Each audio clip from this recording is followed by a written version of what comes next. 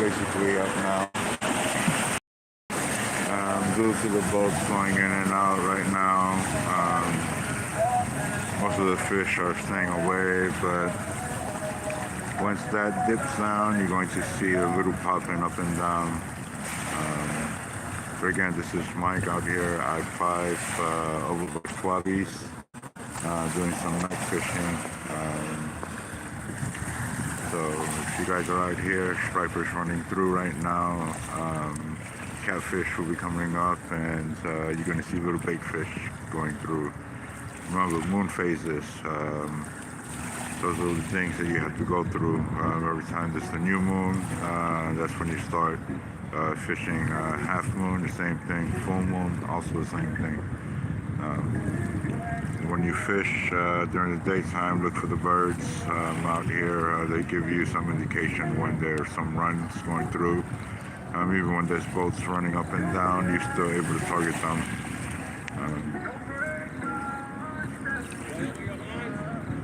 No, I don't think you do.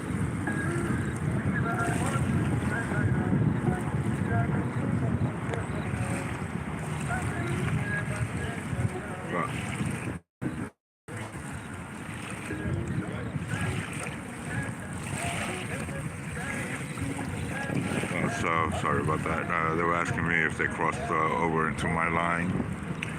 So when I fish, I'm looking at the bank across from me, so that is 90 degrees, and you're looking at the elbow. So when I cast, I go over to the 30 degrees, and maybe just sometimes a little bit over to the 40, depending on how fast the stream is going. If the stream is going fast, and I'll go over to the 40 and use a heavier weight, and shoot over, and it will literally bring it over straight to me.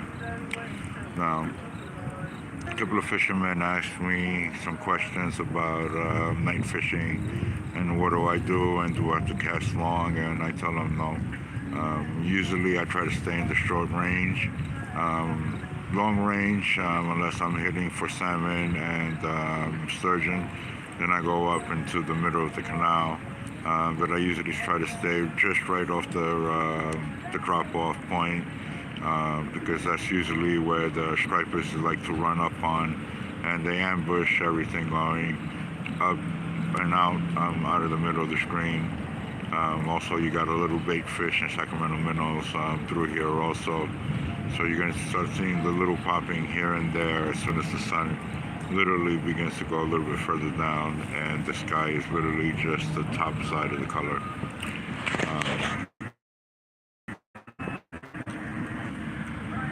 Worms of the right now is what they're taking. You can use sardine, anchovy is the other thing I've seen people use, and other type of fish, but it doesn't work out here. Night crawlers, the dancing worms, bloodworms, these are things that these fish attract because they're running upstream to the spawning area. So this is still Sacramento River, Feather River's up that way, and as soon as the Sacramento and Feather River meets, that's one of the spawning areas as they go up further upstream into the other spawning areas. But again, right now, majority of these fish are not majorly hungry because they're coming out. The ones that are actually biting are small ones. The ones that are running through, unless it's literally in their face, they're just dismissing it and going up right now. Yesterday was a good catch for me. Unfortunately, I couldn't record it because this device, for some reason, doesn't like my SD card, or my SD card doesn't like the device, whatever. Or yesterday was a good catch. Striper almost my size, and it was a big fight. And I caught him on my 40-pound test line, and that's the one that I use, the Tika. So that was pretty cool. And that was just around this time when I caught it. So you got to remember what type of baits these fish like and what time of the year it is as you're catching them going up. So if the stream is coming down, they're coming up, and you can catch them as they're coming up. But that's called chasing them. and then later down they're coming downstream, and you can catch them all day. There's a spawning area just a little bit over here by Schwabies, just by the boat launch. 2 Schwabies, that's a little other spawning area where I've seen stripers hang out. But that was last year. This year is a little bit different. I haven't seen anything over there yet, or I haven't seen anybody catch anything over there yet. But I'm out here. It's my favorite spot. You guys seen all my other videos during the day. Well, now I'm doing a little bit of night fishing. Little stripers are coming up, and you should start seeing little ones popping up, little bubbles coming up, a little hook here and there as the sun begins to retreat a little bit further down, and we're looking about maybe another 5 to 10 more minutes, and that sun should just be below the horizon of that levee, and once it hits that levee, it's golden right here. Even though right now it should be golden, but once that sun goes down in that area, that's when it starts popping off. So I'm going to be here for about 2-3 hours, just fishing out here and see what we get, and if nothing's good, then I'll go back home. But so far, just nibbling and taking my bait away. That's it. I got 1, 2, 3, 4, 5 poles right now out. Make sure you got your licenses for each pole. Fishing game will come through here at night and fuck you up if you don't have your license. So just be careful because fishing game will come through here at night as they go upstream to catch the other ones up further up by Bear Beach or I can't remember that other place, Verona. If you guys ever go up to Shanghai Bay, a little bit further up by Sutter, or I guess what they call Marysville or Yuba City, like heading up that area. If you go towards the Chevron that's up on 99, the first right that you can make, take that all the way down to Garden Highway, and you should run into Shanghai Bay, but it's only when they have it open. Right now it's closed due to the because of the pandemic stuff, but this is why I come over here. But I like to go up there, and I like to chase them. I'll start here, or I'll start up there and work my way down, or work my way up upstream. So remember, it's the time of the year they're going up. You work your way down. As they're retreating to go back out to the ocean, you work your way back this way, and you're catching them. It's basically you're chasing your fish. Right now, as shore fishermen, we're bringing them out, and we're trying to bring them in, and we're bringing them out and bringing them in. You guys know that I always say right around that ridge line. So if you look at the distance from there to there, and you take that same distance from where you're at, that's basically the spot where you want to be at. That's the golden spot over there, but there was a couple of swimmers there when I got here, and then other fishermen came and they picked up that spot. I didn't want to move. I was already set up over here, so I'm at the crescent moon where the bay goes this way and it comes back out and it swings back down. So that's the end. Anything over that way becomes snag area or snag city because of the trailers and all of that other stuff that's underneath there. I believe there was a car. And then I should have had a video camera up and going earlier because we would have had a shit show over here at the docks. But again, luckily the guy didn't go all the way off, and he was able to get his truck back up the ramp. But it was almost that moment. But remember, see where my finger is? That's where you want your weight to hit on that point. Anything beyond that, you're start going a little bit further deeper. From here to there is 12 feet down, and that's basically where you want to stay at, because the stripers will run right through there. The stripers will run right up on top of that ridge line before it goes down and over the embankment. So remember that part. when you're out fishing. Really don't have to go way deep unless you know it's daytime and you want to hit that run going through. But remember, that run will be in between both banks. So look at where you're fishing at, or do the Google map, and you get to see where that ridge line and the drop off goes.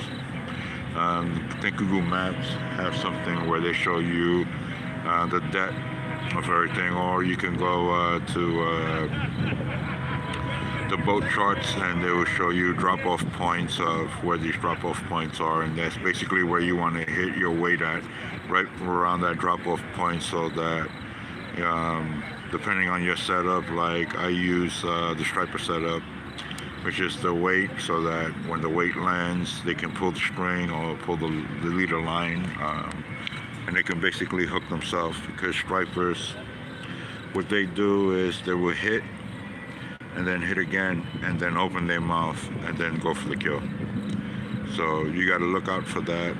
A lot of people will try to literally cast up, and what I use is almost like the circle hook. I do my modification on it, which is almost like a self-setting hook. As the fish hits it, basically, and it's in its mouth, it will just basically latch on and it will go around its mouth. Doesn't matter if I use, what are they? Let's see, what's the numbers of the hook? Let's see. Okay, so this is the hook set that I like to use. Nothing too big. Anything bigger than this, meaning it's a little bit overkill and the animals see it. You want something that you can present to them that they won't see and won't notice that hook. But again, it all depends on what you're going for. You can go for something a little bit bigger, but again, you know, anything open more than your finger is a little bit overkill for this type of fish, especially when it gets hooked around its mouth. Meaning you already got it by the jawline in the mouth, so wherever you go, it's gonna go. And now it all depends on your leader line, the giveaway. A lot of people like to use braid, and they talk about braid. Braid is better than mono and monofilament, or they have the carbon whatever. Sorry, I forget the name of it, but I use both. I use braid for the strength and also for the twitching, and a mono line 60, maybe 40 to 60 on the water, so that way. What do you call it? Anything that rubs, because remember, it's rubbing against whatever debris is out there, the branches, due to the trees that are behind me. Their roots are extending out there. You got other type of aquatic plants also there also. So those are things that you have to take account. I've seen other people use 20-pound leader lines. They're pretty cool and everything, but when you get it snagged, you lose everything. So my setups are simple. Simple goes a long way. You don't have to go fully out your way just to go catfish. You don't need expensive things. I did it with a $50 challenge that we did at Walmart, and sometimes if you come here early and you walk the beach from one end to the other, you get to find bells, weights, hooks, bait. It all depends sometimes. If the beach is full all at night, during the next day in the morning, you get to find all type of things out here. But again, if you guys have questions, leave me a comment down below. I'm going to try to make a fishing channel separate from my do-it-yourself channel, but I'm going to mix them both. This is going to be a video of night fishing. I wish this device can record at night even better, but basically, as soon as the sun goes out and there's no light, it basically becomes garbage. So hopefully I can get a better device that will record at night, or do some night recording, because that's when the fishing starts. But The sun is down, as you guys can see, and that's basically where you want to start. Once the sun is down at that area, this is where you want to start hitting and attacking one area after another. And you can just go short, as you can see right there. One just little poop, little bubbles. As you can see, little bubbles right there. So you don't have to go far, short. Remember that distance right here. You see that gap? That's your distance going that way. Your distance, short. Don't ever go too far out. Just keep it short, and you see what you get. All right, this is Mike out here. I'm doing some striper fishing at night over at Swabby's or the Elkhorn Boat Launch.